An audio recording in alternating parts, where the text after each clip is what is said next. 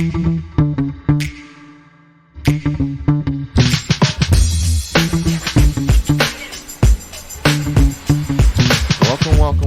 to Winning Hand, the podcast about Marvel Champions, one card at a time. I am your host, Boom Guy, and I'm here today with a special guest, VillainTheory.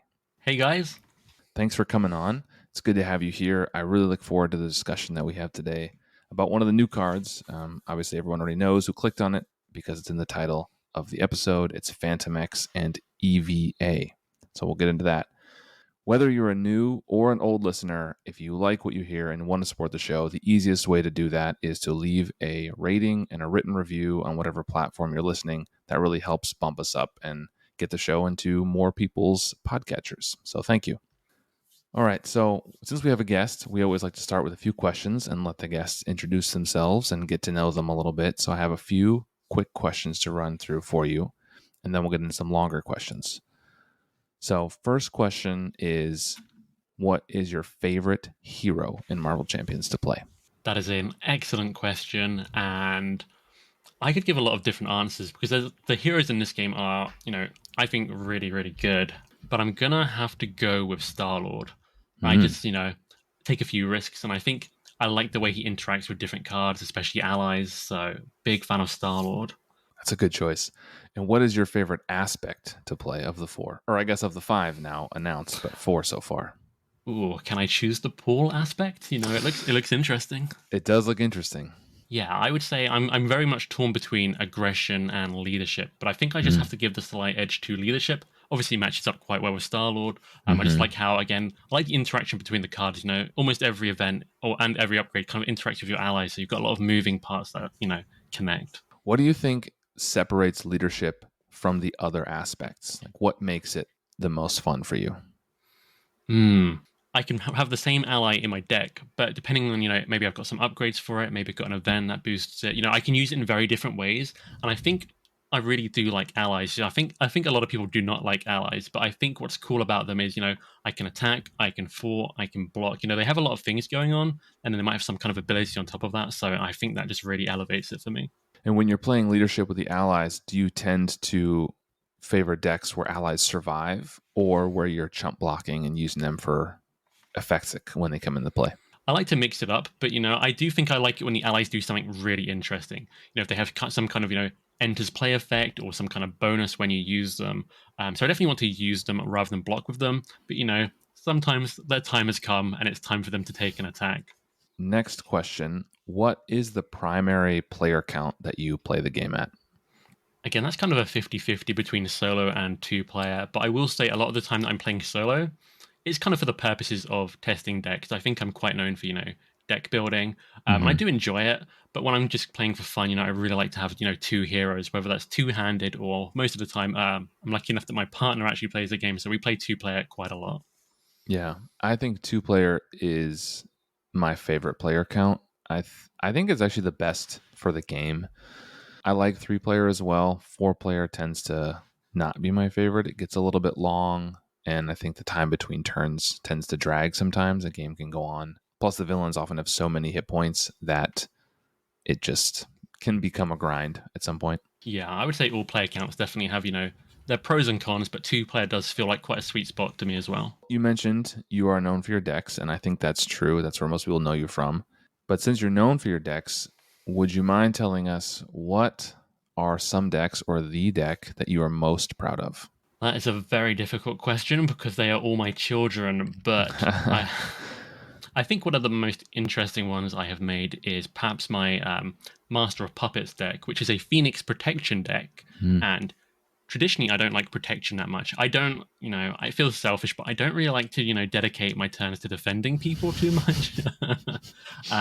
But what I like about this deck, the Master of Puppets deck, is that it's all about the Psionic Protection card that came in Phoenix's pack. I believe it's called Psychic Misdirection.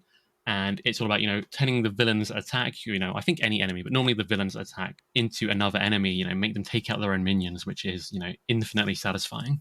I did a variation on that deck with my favorite hero, Vision, where it was all about controlling. It was a minion build, but in a different way. So it was using cards like Pinned Down and Karma and Iceman and anything that interacts with the minions. So the traditional minions build is one that we associate, I think, with Thor or Rocket and aggression, but this was about trying to find minions and either negate them with pin down or stun them with Iceman, take control of them, whatever you could do, use Iron Fist, different ways to kind of control minions that way, which I quite enjoyed.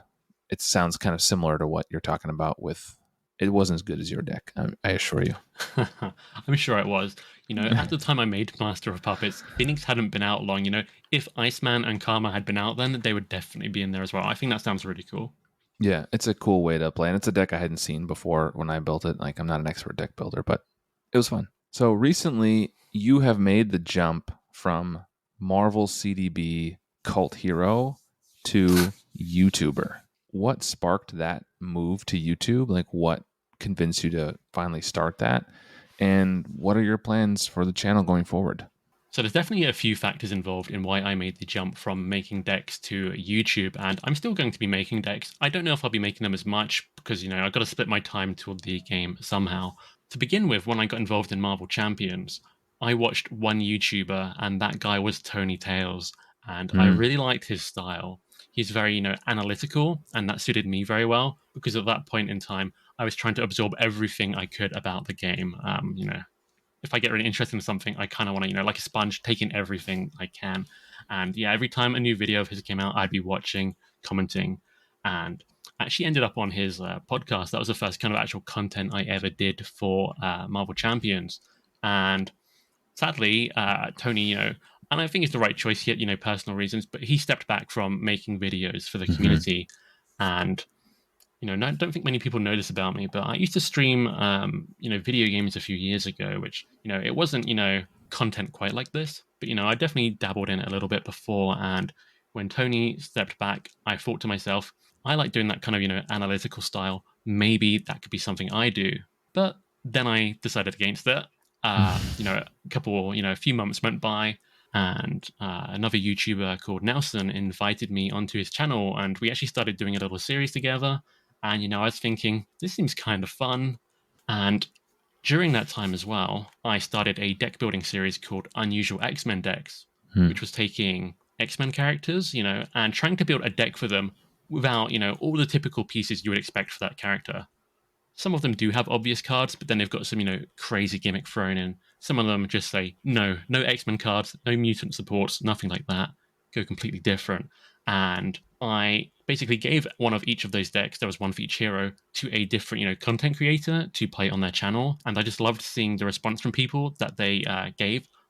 After being able to see the deck played, I love that kind of engagement. So that really drove me to want to, get some of, that kind of interaction directly. Yeah, Tony Tales is a bit of a legend, and I quite enjoyed his content as well. And it was sad when he left. Obviously, he's got his own reasons, and where I respect, this is ultimately just a hobby, and we're talking about a card game, and there are more important things in life. So, best of luck to him. I hope he's enjoying some of the content that's out there now. I hope he's still playing the game, and maybe we'll see him around at some point. So going forward for your channel, like what are your plans? What do you see yourself doing? What would you like to do? As someone who's known for deck building, and I do thoroughly enjoy it, some days I think I enjoy deck building as much as I enjoy actually playing the game itself, trying to Mm. put all ththese parts together and make something it's really satisfying to me. But while I would like to, and I think the focus of my channel will continue to be deck building largely, I do want to branch out a little bit because I think because where I have, the community's mostly only known me from my decks on Marvel CDB, that is kind of what I have been associated with.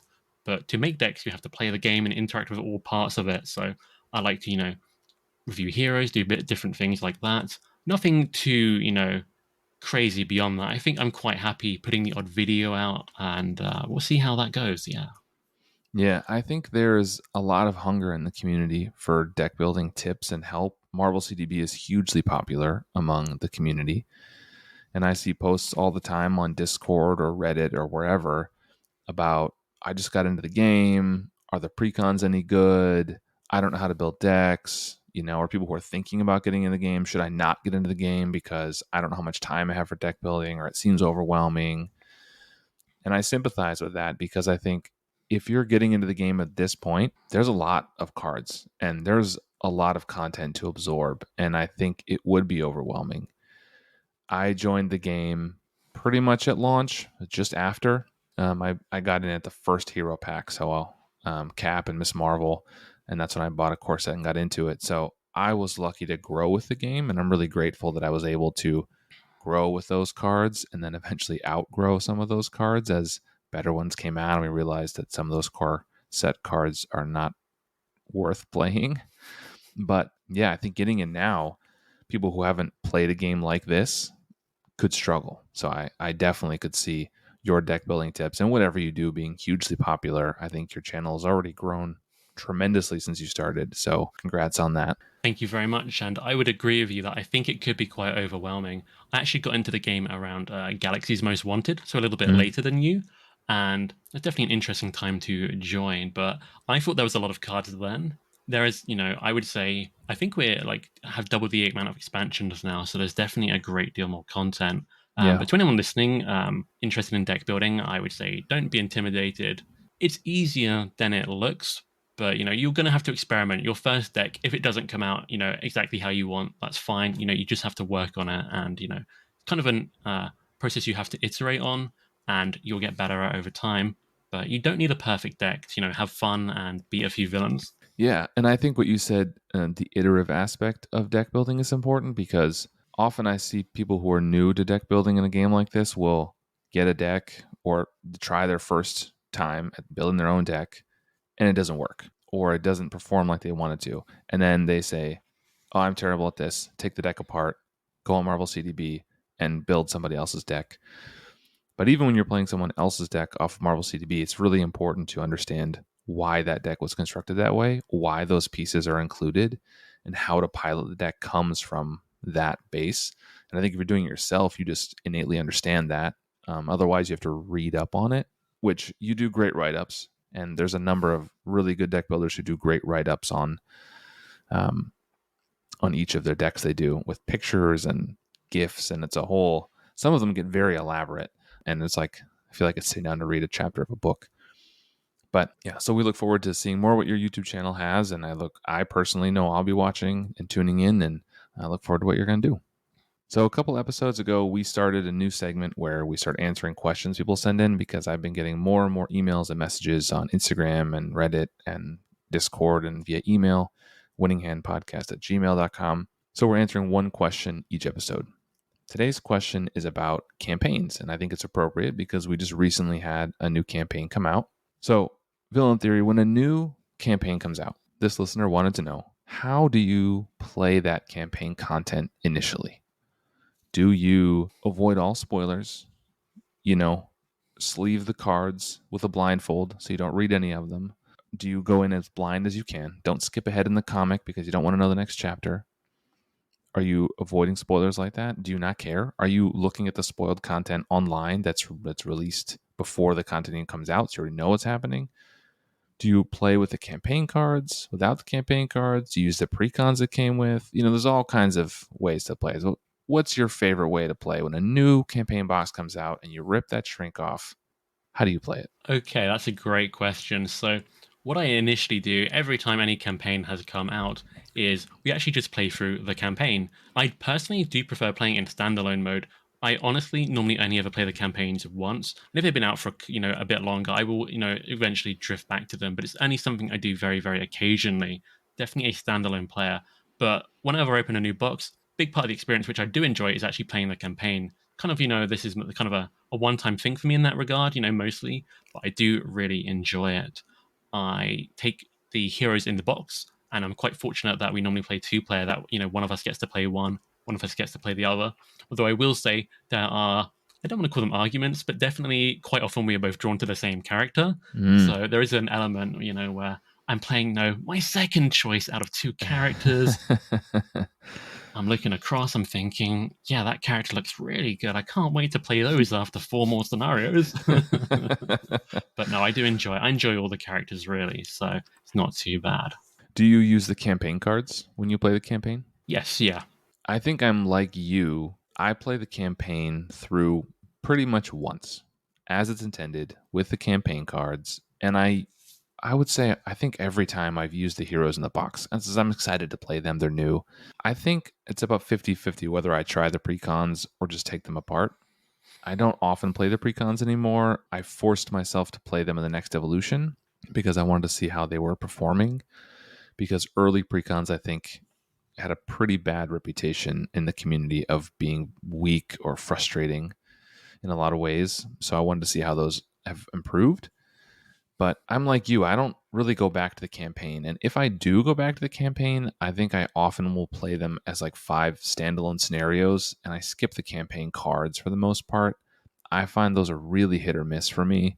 They add to the setup, they add to like the complexity of the things I have to track without really adding a lot of enjoyment for me. One of the things I want to ask you about though with campaigns is it seems like, I don't know what your experience is with Arkham Horror or the Lord of the Rings LCG, which are other ones by Fantasy Flight.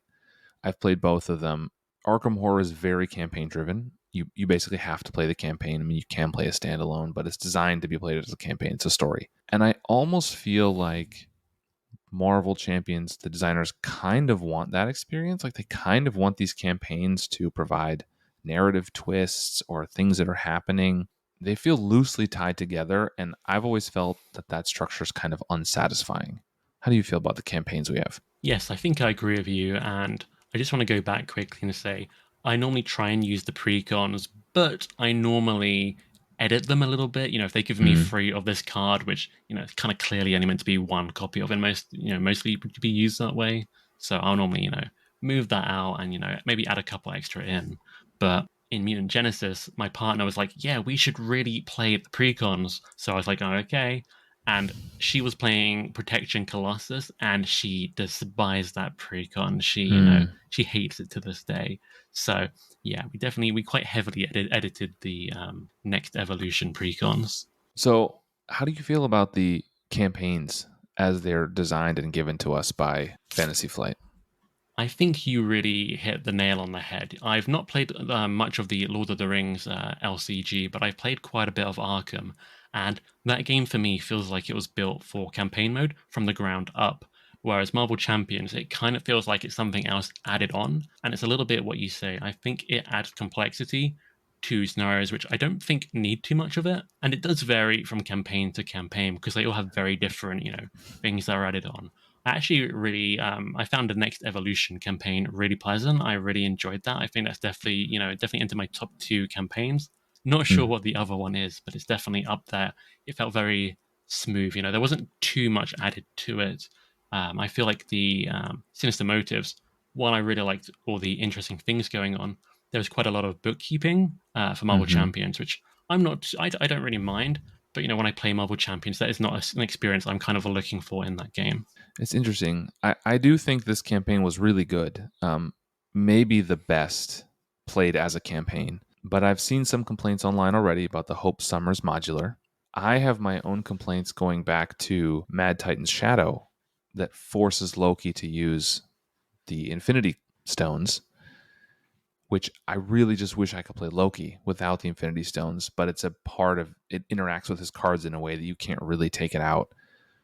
And so for me, that's a holdover of the campaign mode that I really wish wasn't there.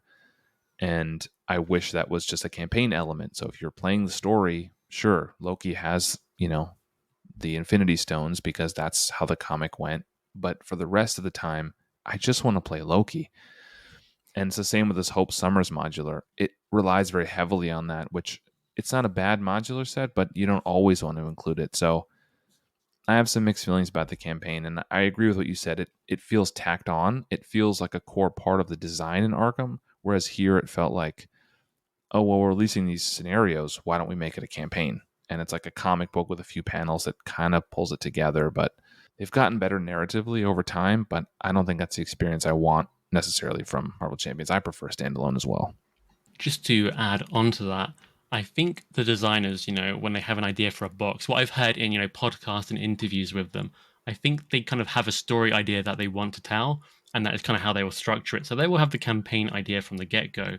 But me as a player, I like standalone. So I agree, I think the Hope Summers thing is fun, but I don't want it all the time. And it's in, I think, quite a few of the villains in the new box. So yeah, for me, I would prefer if they kind of went for standalone first, but that is probably only going to make the campaigns feel even more kind of as an afterthought. That is my opinion.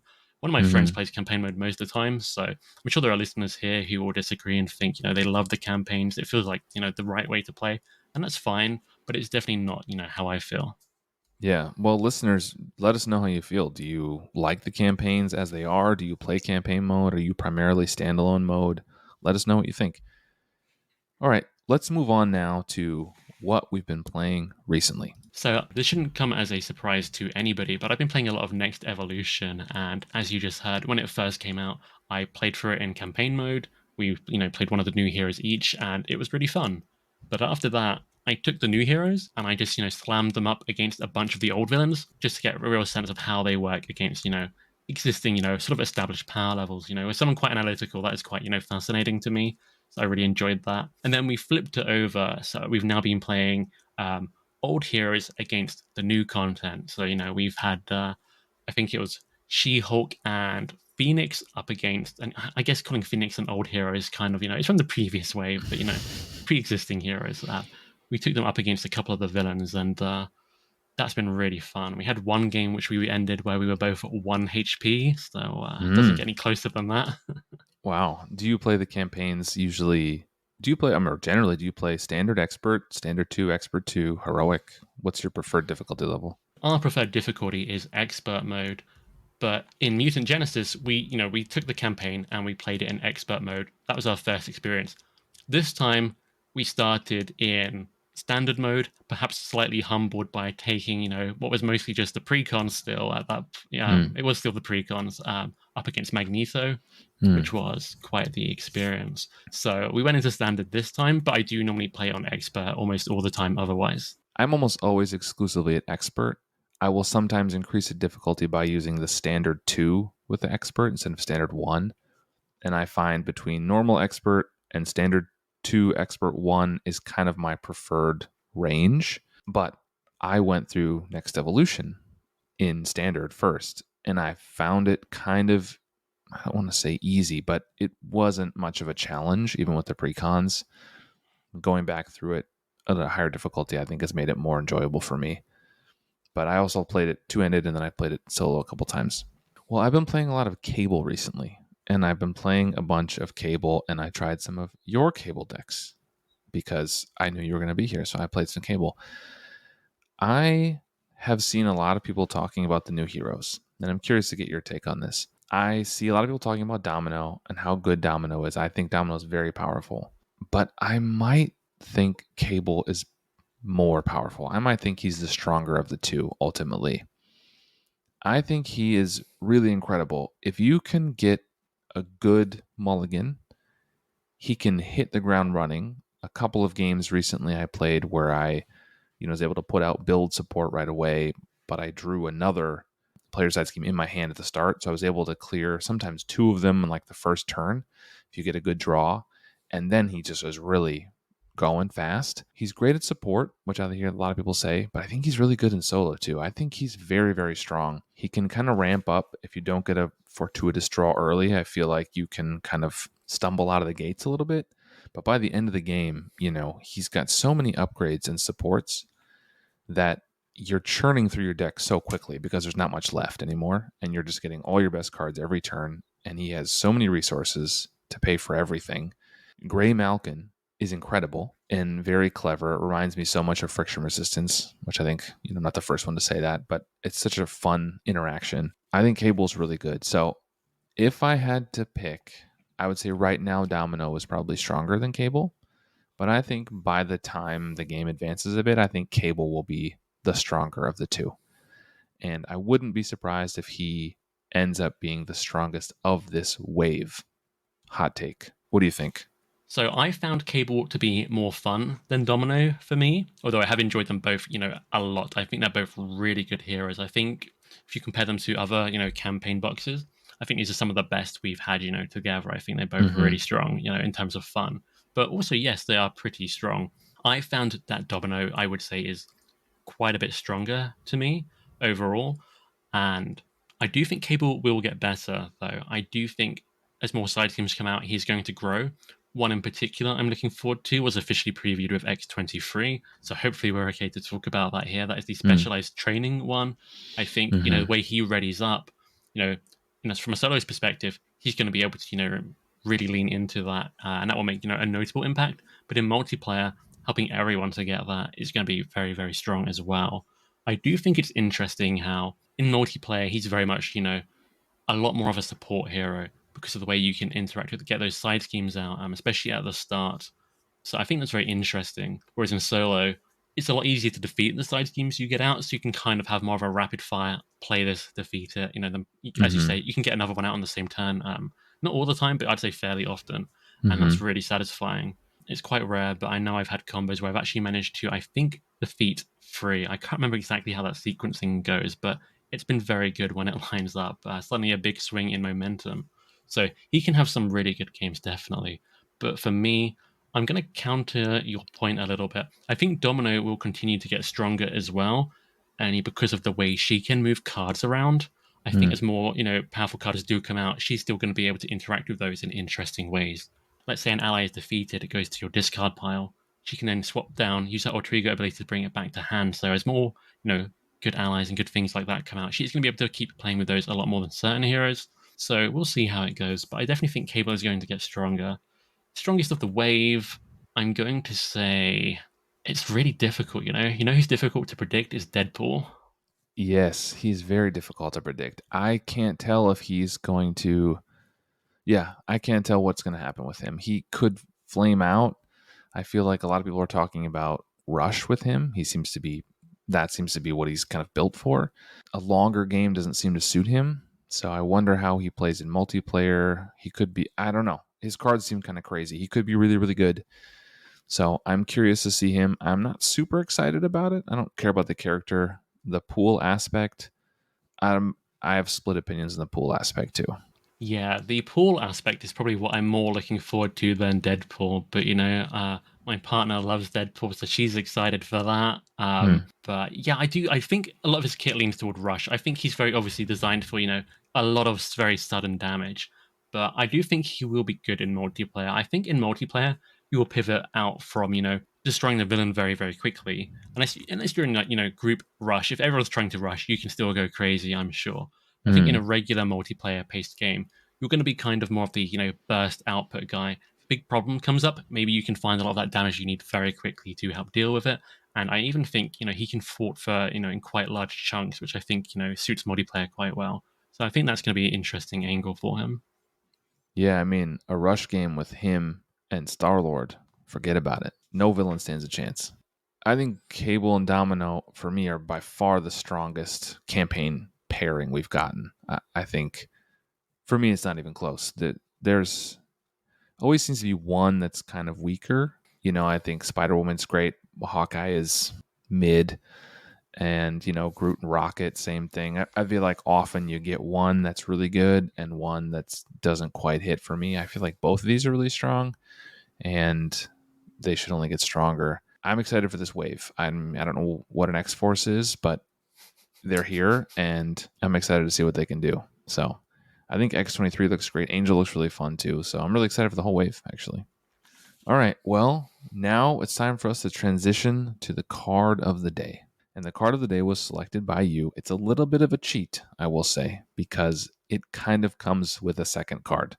And you can't really talk about one without talking about the other. Since you are the guest and you brought the card along, would you like to read the card before we start talking about it? Yes. So today's card, as anyone will have seen, is Fantomex, and I don't know if it's cheating. He needs either. Hopefully you know some of the comic book lore because I'm actually not too aware of it for him. But he looks very interesting. So he's a four-cost ally. He has 1/4, one attack, and for those stats, kind of looking bleak. 3 health. He has his Psionic and X-Force traits. But he has a really interesting response that after Fantomex enters play, search your deck and discard pile for E.V.A and put it into play. He is a energy resource, and his flavor text says, "E.V.A is more than a vehicle. She's my partner. She's my mutation." I'm going to go ahead and preempt everything you said about the backstory. I have no idea who Fantomex is. His name is Charlie Cluster 7. I don't know what that is. I'm sure someone's going to send me a message and tell me I should have read, X Force Chapter 3, Volume 17, and that would have explained it all to me, but I don't know anything about it. Then let's talk about E.V.A. It says zero cost support, which, as you said, comes into play after Fantomex comes into play, and it is traded as a vehicle. It says if Fantomex is not in play, discard E.V.A.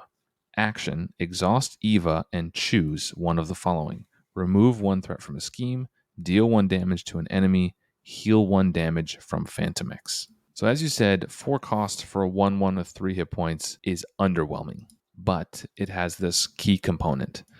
So before we get into talking about the card, we always talk about the art. So I will introduce where the art came from, because this is from comics. Fantomex's art comes from Astonishing X-Men Volume 4, Number 1 from 2017, and E.V.A.'s art comes from a different comic, New X-Men Volume 1, Number 129 from 2002. What do you think about the art? I actually quite like the art. I don't know anything about this guy, but there's quite a lot going on here. His outfit is quite detailed, Mm-hmm. and I quite like the pose. I don't think he's a pose you see on a lot of heroes. He's kind of got his hands out to the side. I don't know if that's some kind of use of his powers, but he looks quite arrogant to me, and he's kind of at ease despite there's clearly something going on. He kind of looks like a villain. Like it's kind of a villain pose, right? With the hands out. Yeah. Like it's got kind of a mask. You can only see his eyes. I can't tell what's happening behind him. At first glance, it looked like he had some kind of Doctor Octopus arms, but now I just think it's something in the background. I can't exactly tell. It's like a gray and for anyone who can't see, it's a silver gray suit with some black detailing, and then like an X-Men buckle, kind of like Deadpool's, a little belt with some pouches on it, and you can see his eyes. And then there's some stuff in the background that's unclear to me. And E.V.A., I don't even know what it is. What are we looking at here? I have done the tiniest bit of reading now, and Okay. I believe, you can see, as you read out the flavor text from Fantomex, Eva is more than a vehicle. She's my partner. She's my mutation. I believe it is somehow linked like directly to him. I don't know if it came from him or it's like I think it's related to his mind, but it is kind of manifest as a ship. I have Hmm. I have no idea quite how accurate that is, and I probably, butchered it entirely, so I apologize to comic book fans. But that is Yeah. what I'm, gleaning here. I think it's a weird spaceship related to him, which is unusual to say the least. I mean, it's traded as a vehicle, so we can take that as a clue. It's kind of like, it looks like a big circle, like a sphere, with some kind of a flat saucer kind of around the middle, and it looks like it's maybe sitting on some kind of a feet. There's like smoke around it, and there's 2 people standing in front of it. One of them is Fantomex, and one of them is someone with red hair. It could be anybody. So, for anyone who's seen the movie Wall-E, this is not the same E.V.A. We're talking about a different E.V.A. here. So, okay, that's the art. I think the art is fine. I can't exactly tell what it is, and I think I'm going to go on a limb here and say this is a more obscure character. If this is a mainline character of the X-Force, I apologize to comic readers. Please correct me. winninghandpodcast@gmail.com. I think it's fine. Yeah, I'd say for art, it's solid for me. It doesn't blow me away, but it doesn't underwhelm either. The theme here, how do we feel about the theme? The What? theme is really interesting. It's hard without knowing much about the character to get the Mm, theme from it. I will agree that in the background, I thought those were Doctor Octopus, style arms originally as well, yeah. and then Eva to me it's a fishbowl merged with a frisbee. um, It's a good but description. yeah, the theme. I mean, I think it suits the purpose in Fantomex. I definitely got some interesting personality. The way you described him as a villain, I thought was really interesting. And I can see the X on the belt. I'm getting the X Force theme come through. Mm-hmm. Um, so yeah, it's not blowing me away, but I do like it. In terms of theme, I'm not. He's silent. I'm not getting a great deal of that through. Maybe I'm missing something. So yeah, I'm feeling fairly neutral on the theme. I agree. I think the theme's a little weak here because we're talking about someone that I think most people probably won't know. And so they have to introduce his character right, through this card, or two cards in this case. And I feel like I get most of the theme from the trait words, psionic, X-Force, and vehicle, and the flavor text maybe, but it doesn't really tell a story to me to introduce me to who this character is. Now, I think that's a very difficult thing to do, right? Because if it's the Hulk, some bulging muscles and a broken car tells me everything I need to know because I know who Hulk is. This is a little more difficult to explain a character no one knows in a tiny little half a card, but it doesn't blow me away. Now we get to the really important discussion of the power of this card. So I'm going to let you start. Tell me about the power of this card. How good is this? That's a really interesting question for Fantomex, as he's obviously so unusual. I think he might be the first card we have, definitely in the aspect pool at least, that is so, linked to another card. So that definitely changes things up because you can't really rate Fantomex without rating E.V.A. Fantomex on his own is easily probably, one of the worst allies in the entire game. Yes. But E.V.A is really good. So I think where the power in Fantomex and E.V.A lie is that they're very versatile. Fantomex can attack or thwart for one, but then you've got E.V.A who can also remove one threat or deal one damage. Or the third option is to heal damage from Fantomex to keep him going. So I find these, when I've used them, very good. I can pop a tough. If a minion's got 1 HP left, I can finish it off. Same for Scheme. If there's 1 threat left, I can, easily deal with that. So having, Fantomex who can maybe, pop a tough, then E.V.A that can finish off a Scheme, I think they're extremely convenient and flexible. One of the things I struggle with this card is Fantomex is a 1/1 with 1 consequential each, and E.V.A is essentially a 1/1 or can heal 1 from Fantomex. So why would you ever use Fantomex when you could just use E.V.A instead of you could use Fantomex and then take consequential and then use E.V.A to heal Fantomex, you could just use E.V.A instead. I think this card is designed very much to work alongside other cards. So Fantomex is a very good platform for upgrades. He also works very well with the Uncanny X-Force support card, which actually means he won't take consequential damage if he's thwarting from a side scheme. One of the routes you can take with him is to, slap a bunch of upgrades on him. Then he can thwart a side scheme, won't take any consequential damage, ready him up by some means, and then he can perhaps attack, will take the consequential, and E.V.A can keep him alive. So he's sort of a Voltron, build-up ally that you can, keep alive. Kind of there's some self-maintenance there with the healing. So there's one avenue you can take that I think adds a lot of worth to Fantomex. I had not considered the Voltron Fantomex build, but it sounds similar to like a Yondu Voltron build, right? Or some of the newer ones that have come out with Cosmo recently, with ability to look at the top of your card, especially with Domino. But the Voltron build makes sense to me. I can see that. The Psionic, are there any cards that interact with psionic abilities on allies? I don't know if there are. You can use team building exercise on, Phoenix to bring him in for cheaper. Or Cable. Yes, Cable can get that, and we'll have Psylocke in, not too long of a time. And he also enables you to use Cerebro because of the Psionic trait, but it can only look for X-Men cards, I believe, X-Men allies. So you just have to control a psionic card, right? Not a psionic X-Men card. Is that how that correct. works? Okay. And you can use the new Power of the Mind to help pay for Fantomex, which is helpful. And the great thing about E.V.A is that you search for it no matter where it is. So it's a wild resource, so you can just spend it if you see it early in the game. You don't have to make sure it stays in your discard pile, for example, because Fantomex searches for it no matter where it is. And E.V.A does not pull out Fantomex, so you'd have to spend E.V.A if you don't have Fantomex out yet. I think it has potential. The 4 cost is a lot to pay. You can get a discount on the Psionic, but how often did you find yourself playing this card when you had it in your deck? Is this a must play for you? Every time it hits your hand, you're playing it? Or is it situational, or were you less enthused about it? It's definitely situational for me because of the cost mostly. If he was cheaper, obviously he'd be stronger because of he's cheaper, but also more flexible to get into play. Because Marvel Champions asks you to deal with several things, every, time it's your turn.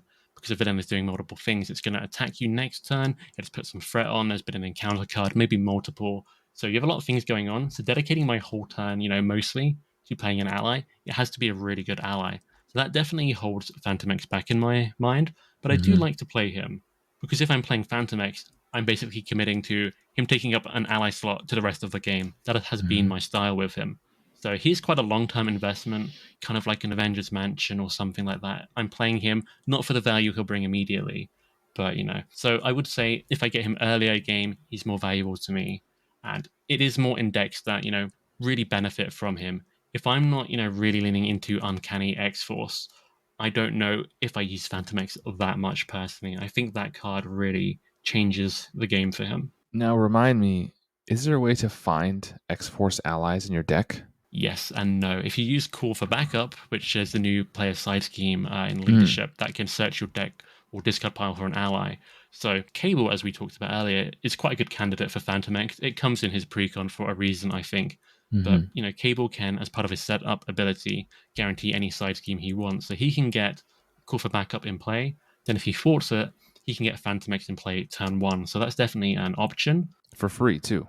He doesn't have to pay for Fantomex then, which is crucial. I mean, outside of the problem with building a Voltron deck with Fantomex, right, is that you have to find Fantomex and then you have to find a bunch of upgrades. The best Voltron decks have a way to quickly find the ally you're looking for. I have just remembered there is another ally called Caliban who will discard until you find another X Factor, X Force, or X Men ally. That's So right. if, say, Caliban and Fantomex were your only two X Force allies in the deck, if you found Caliban first, you could then guarantee getting Fantomex. Although, as Caliban is a free cost ally, you would be hard pressed to play Caliban and then play Fantomex on that turn. So you might have to hold him, but it is possible. The call for backup seems the most reliable route with Cable because you can guarantee you have it in your hand right away. And that would really make it free to put Fantomex in, and having it in turn one or very early in the game would really get the most value out of Fantomex and increase the odds you're going to find all those upgrades throughout the first deck pass, right? So off the top of my head, when I think about really powerful Voltron decks, there was a deck with, I think, Star-Lord and Iron Man, as Iron Man is the ally, and you call for aid to go find him. Call for aid's a great card for Voltron builds because you can just go find an Avenger. And we talked about Iron Man in one of the early episodes of the podcast because he's a great candidate for Voltron for other reasons. And I think Vivian and Vision, it's a great Voltron build because you can go find her. So outside of Cable, I just struggle with the idea of putting a 4-cost ally in that has another card that I'm going to use as a Voltron. It's difficult to reliably find it. And if you find it too late, as you said, there's a lot going on. The investment may not be worth it if you find it later on. Yeah, I would agree with a lot of that. One of the ways I like to run Voltron decks is I will actually have multiple targets to Voltron in the deck. So I might have Iron Man and, for argument's sake, let's say Fantomex in, this deck. And that will just increase my chances of potentially finding one early. So that is something I quite like to do. I think Ronin is another good ally for that. If you're playing someone like Spider-Man, Peter Parker, Black Cat, if you have multiple targets that you want to set up, that can help you find one quick. So, if Fantomex is, one of your options, and I actually think the X-Force allies lend themselves quite well to Voltron builds. We have Deathlock, who's a really interesting character. He comes in and he, makes you search for an upgrade to put on him. There is the Deadpool ally, which kind of heals himself with a consequence, but, he can last forever as well. So, you can kind of, hedge your bets with different targets. So I think that's one of the strengths of this card. It's part of a series that you might want, rather than just relying on him. Now, not to go too big on the Voltron thing because there's other ways to probably use Fantomex, but another issue I foresee here is the fact that many of those upgrades you put on characters, either some of them require you to be an Avenger, like Sky Cycle and Power Gloves. Some of them require you to be a Guardian. So this doesn't fulfill any of those. So there are still some, but your pool of upgrades has shrunk because it's only an X-Force. Sidearm, obviously, I think comes in Cable's kit. So that's a good target for Deathlock and potentially for Fantomex. But how else would you use this card if it's not a Voltron? Would you use it just without upgrades? Yeah, I think he's with Uncanny X-Force usable without upgrades. And, it is hard to, the word Voltron I think is thrown around a bit casually, and perhaps I have done that. I don't think, because of his traits, as you rightly mentioned, there are too many upgrades you can put onto him. But Uncanny X-Force kind of adds to his stats. And I think even just in an Uncanny X-Force deck, if you double his forwarding score to 2, and he stops taking consequential on side schemes, if you get him, anytime around the mid to early game, he is probably going to earn his cost back, I would say, in my opinion. So that is definitely how I would probably, I've mentioned it a couple times, but Uncanny X-Force is actually a much stronger card than I thought it was going to be. And for the listeners, can you tell us what Uncanny X-Force is? Yes, it is. I believe it's a support card, and what it does is it gives your allies with the X Force trait +1 to forwarding if they have the X Force trait, and if they fought a side scheme, they do not take consequential damage. Yeah, so crucially, it's a 2-cost leadership support, like you said, and each of your characters has to have the X-Force trait. So you have to, it's kind of like Avengers Tower, I think, right? Is if everybody you control is the certain trait, then it gives you the bonus. So you do have to be careful there, and there aren't too many X-Force allies yet. So the pool, I found that card a bit hit or miss when I played the Precon, because essentially all the allies in the Precon are the only X-Force allies we got. So it's a small pool at this point. But I often found myself with Call for Backup getting Deathlock and guaranteeing then that I would pull Sidearm more than I was using Fantomex. Did you find that Fantomex was your favorite of the allies in that Precon? So for me, I've actually really liked Deadpool. I think with the 2 forwarding and 2 attack, it's very flexible. For any listeners who aren't aware, when Deadpool loses his last hit point from consequential damage, you put him back to 3 hit points, but you put an acceleration token on the main scheme, which in solo play is a little risky because of those low threat thresholds. But in Mm-hmm. general, if you just keep forwarding with Deadpool, because that acceleration token is adding 1 threat to the main scheme every turn, but he can take 2 off every turn. I think you stay in profit quite a lot, especially if you start to put upgrades on him. So I've quite liked Deadpool, although I will say with Call for Backup, just for the cost, I do think, Deathlock and Fantomex are perhaps better choices from that. Mm-hmm. I found myself using Deadpool quite a bit, and I put first aid in my deck to avoid the acceleration token as much as I could. Sometimes it was unavoidable and I wanted to get that to thwart anyway, but I tried to heal him, 2 activations and then heal and try to get more activations before I was forced to put those accelerations. Because, like you said, in solo, in true solo, you really have very little wiggle room on that main scheme, and you can't be careless with acceleration tokens, especially with a hero like Cable who wants to play a long game. I feel like Deadpool is actively playing against that with his acceleration tokens, so you have to kind of find the balance there. All right, so we talked about the power. How fun is Fantomex and by extension E.V.A to play when you're using it? Is it a card that you're excited to see in your hand? Do you really enjoy it hitting the table from another player if someone else is playing it? Are you excited when it hits the table generally? How fun is Fantomex? I definitely think Fantomex actually scores higher on fun than power. I do really like the aspect of getting 2 cards into play. It is, pretty satisfying to get that and suddenly have all these new pieces on the board to play with. So I quite enjoy that. I've spoken about the flexibility earlier, and while that definitely contributes to power, being able to target different things with each card, I also think there's some fun aspect to that as well. I'm not necessarily super excited if he's in my hand, but I'm not unexcited either. It's always, maybe I could play him. What's the situation? How much can I afford to do right now? But I'm never, disappointed to see him. Unless I'm really searching for an answer to a problem, I'm drowning in minions where's some damage, immediate damage. But on the whole, pretty pleased to see Fantomex. And I think from a multiplayer perspective, I do like, sort of what I referenced earlier as well, that he's very good at popping tuffs or finishing off the last damage on a minion or, on a scheme, which for me just rounds things out and is quite convenient. So I do like him. I agree with you. I think he's more fun than powerful. But unlike another card you mentioned earlier, which was Avengers Mansion, right? It's an investment that is not going to pay off right now, but it will pay off later. I always find, especially in a multiplayer setting, Avengers Mansion pays off immediately because I play it, and then if I can't draw the card, someone else can draw the card. So it's an immediate payoff for the team. I find Fantomex, I'm not unexcited like you. I'm also not like, it's not one of those cards that when I see it as I'm drawing up, I'm like, yes, Fantomex is here. It's like, oh, okay, I have Fantomex.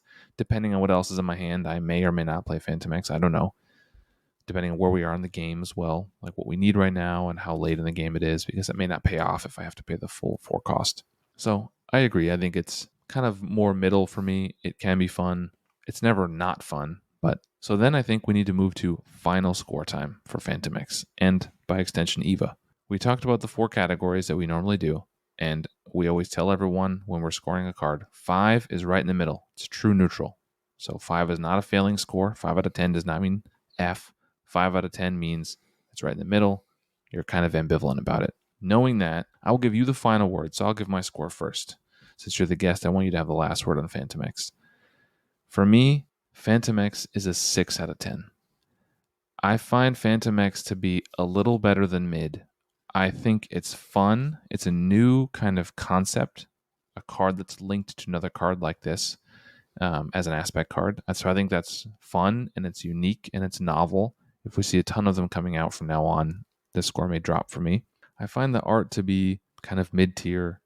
I think the theme doesn't quite hit for me. The power waxes and wanes depending on what you're doing. So it's kind of in the middle, and I think 6 is somewhat generous, but that's where it lands for me. Yeah, I think that's a really fair assessment. I agree with a lot of what you say there, which is maybe not the most interesting thing for the listeners, if I agree too much. I think in terms of the artwork, what I like is the character design, but there's probably a lot of artwork they could have chosen with this character design, which perhaps would be a little better. I have no idea, quite what is out there, especially if he's a more minor character. But the art is quite busy for me, and I think the fact we both Mm. mistook the things in the background for, Doc Ock arms, definitely weighs against it negatively. But I don't dislike the art. I do think he looks interesting. And like I say, I do find him more fun than powerful. And I would always rather a card was fun than powerful.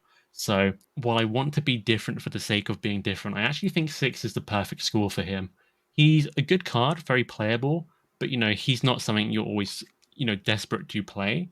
And in terms of fun, he is, fun, but he comes at a price because of that power. So you're not always going to get that fun out, or there's going to be a consequence. And although he is fun, one forwarding, one attack, same for E.V.A. They are small numbers, so there's none of that, big impact satisfaction coming from that. Although I do think there is fun turn to turn.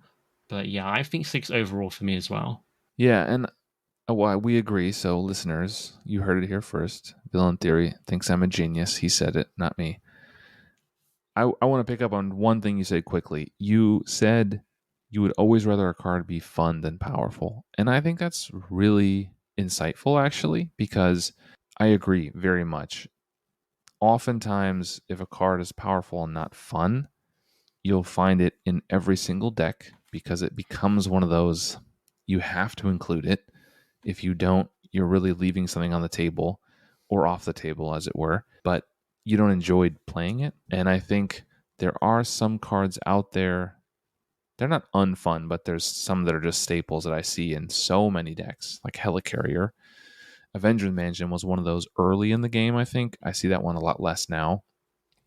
Also, Quinn Carrier early in the game because everyone was an Avenger back then. That was in every deck. And Helicarrier still in, I would say, a lot of decks I see Helicarrier in. And it's versatile in a multiplayer game. I get it. But it starts to feel like an auto include. And I had a discussion not too long with someone on Discord. I don't want to go off on too much of a tangent, but we were talking about this kind of idea. And we were talking about how some decks start to feel very homogenous. Like decks seem to have the same just good cards from an aspect in it, and they're not playing to the strengths of a hero.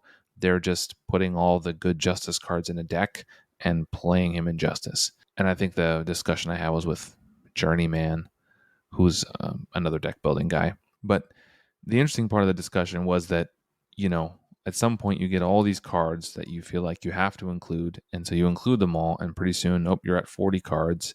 And you have bravely been going over the 40 card threshold, which I respect because I think people have been kind of proselytizing about the 40 card deck since the very beginning and have made it so that is the best way. And objectively, maybe it is most times.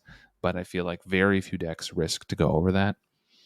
But I think a lot of these decks start to feel the same. It starts to feel like, Justice, the deck, rather than a Cable deck or a Miss Marvel deck. And instead of leaning into what's unique, you're just like, oh, this character would probably work great in Justice. So I'll put, all the good Justice cards in it. So I think less homogenous decks is better for the game overall. And I think that's where your point about fun over power is really important. And I always like when I sit at a table with people that I don't normally play with or people I'd play with, and I see a deck that I've not thought of before. or a concept that I hadn't considered. Recently I saw, well, it was a couple weeks ago now, but I saw someone post a deck with Spider Woman and Cosmo, not taking any consequential damage and loading it up with all kinds of upgrades. And I thought that was really novel. That was a thing I hadn't seen until now. And the fact that 4 years in or whatever to this game, we're still seeing decks with cards that aren't new, but create new ways to play.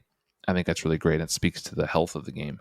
Yeah, those are some really good points, and I do actually really like Cosmo. I do like Cosmo because I like Star-Lord, and Star-Lord can actually swap the top card of his deck, so he kind of has a Mm-hmm. special synergy with Cosmo as well there.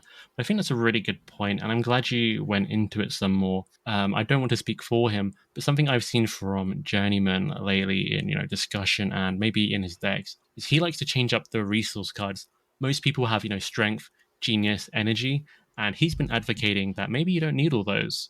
Now, I'm kind of still on the train that I actually want them in almost all of my decks, but I think the freedom for creativity and making viable decks without them is there.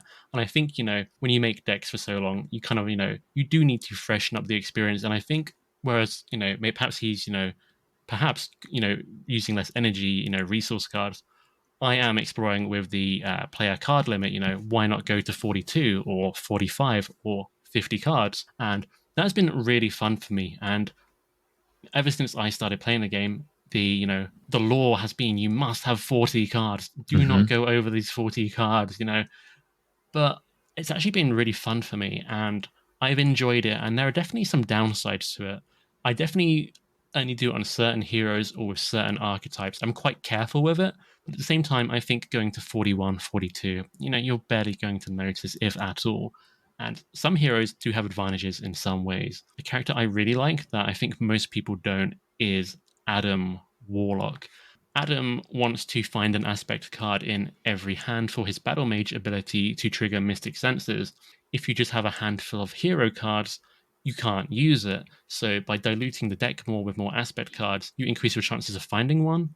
And not only that, his events, which make you discard Karmic Blast and Cosmic Awareness, they also, for every aspect card you find of a different type, they get a bonus as well. So again, the more you bring, the higher chance those have. So there's little benefits that are there in the deck building already. Whether I'd say it's better overall for Adam to go over 40, I'm not 100% sure on that, but there are definitely some benefits that are fun. So I'd fully recommend people to explore. Conventions are there for a reason, and if you're just starting out, perhaps don't go too crazy. But on the other hand, why not? And if you've played the game a long time, definitely, push the boundaries because no one else is going to do it for you. Oftentimes, in a lot of aspects of life, like creativity can flourish when you're given some restrictions. So why not say, I'm going to only build 50 card decks for a while, or I'm going to leave out the 3 basic resource cards. I've also started to reassess the resource cards, and I still mostly use the double resource, energy, strength, and genius. But I've started to rethink a lot of the aspect resource cards. I used to use a lot more power of protection and power of aggression cards. I find myself almost never reaching for those anymore. I've kind of let those go by the wayside. So, yeah, experiment, explore, try new things with the decks. And if everyone says you have to have 40 cards, then be crazy and do 41. Who cares? You're not going to notice, like you said. Before we go, why don't you tell the listeners where they can find you and what they can expect from you very soon? Yes, so if you're looking for anything I've done, perhaps the most obvious place is Marvel CDB. My name there is VillainTheory, as I'm sure you'll see it written somewhere, hopefully. And yeah, I've got quite a few decks, and there's probably going to be a few more in the future. And also YouTube, also by the name of VillainTheory. So if you're interested in any deck building videos or anything else, please come by and have a look. Awesome. I will put the link to your YouTube channel in the show notes so people can find that easily. I will also link the deck that you mentioned you were specifically proud of. I will link that down below. Please do check out Villain Theory's channel. I've watched not all of your videos yet, but I've watched a number of them. They're really good, really insightful, and I think you do fill that hole that the community felt when Tony Tales left.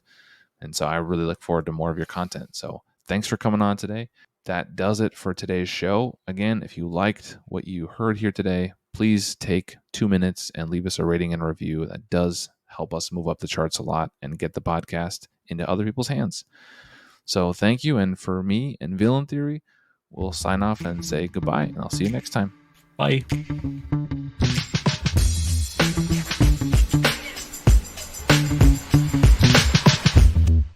Boom. Too easy.